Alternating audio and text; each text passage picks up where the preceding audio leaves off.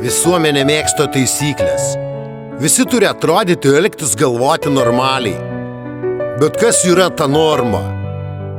Kas nusprendė, kad vienas žmogus yra tinkamas, o kitas ne?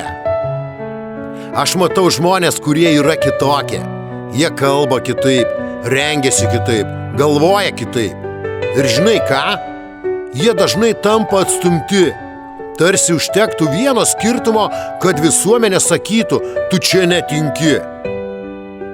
Tie žmonės gyvena šalia mūsų, bet jaučiasi lyg stovėtų už stiklo. Jie mato, girdi, bet prisiliesti negali. Ir ne todėl, kad jie nenori, todėl, kad mes neleidžiam. Mes bijom jų kitoniškumo, nes jis primena, kad patys nesam tobuli. Bet juk būti kitokiu nereiškia būti blogu. Atvirkščiai, dažnai tie, kurie nepritampa, turi daugiau jautrumo, daugiau drąsos būti savimi. Jie neapsimeta, jie nedėvi kaukių, kurios kaip įprastos daugumai. Ir vis dėlto, visuomenė jų dažnai nepriima, atmeta, pasmerkia, pašiepia.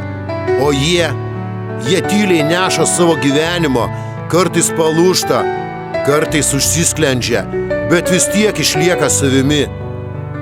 Galbūt atėjo laikas suprasti, kad pasaulis gražesnis ne tada, kai visi vienodi, o tada, kai visi skirtingi.